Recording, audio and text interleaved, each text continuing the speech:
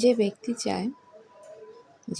চায় যে তার জীবনটা প্রশান্তিময় হোক, তার জীবনে কোনো টেনশন না থাক, ঝামেলা না থাক, হ্যাঁ, যন্ত্রণা না থাক, আবার থাকলেও যেন এগুলো আল্লাহ পাক কাটিয়ে দেন। এমন যদি কোনো ব্যক্তি তকদির চায়, আমার পরামর্শ হচ্ছে তাকে সে যেন বেশি বেশি দুরূদ শরীফ পড়ে। যত বেশি দুরূদ পড়বেন আপনার জীবনে প্রশান্তি নেমে আসবে ইনশাল্লাহ।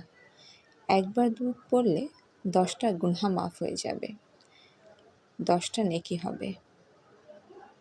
আল্লাহ পাক 10 বার রহম করবেন, আপনার মর্যাদা আল্লাহ 10 গুণ বাড়িয়ে দেবেন ইনশাল্লাহ। আল্লাহ তাআলার কাছে সবসময় চাবেন, আল্লাহ আপনি আমাদের এই দুরূদ পড়ার তৌফিক দান করুন। আল্লাহ হাফেজ, সবাই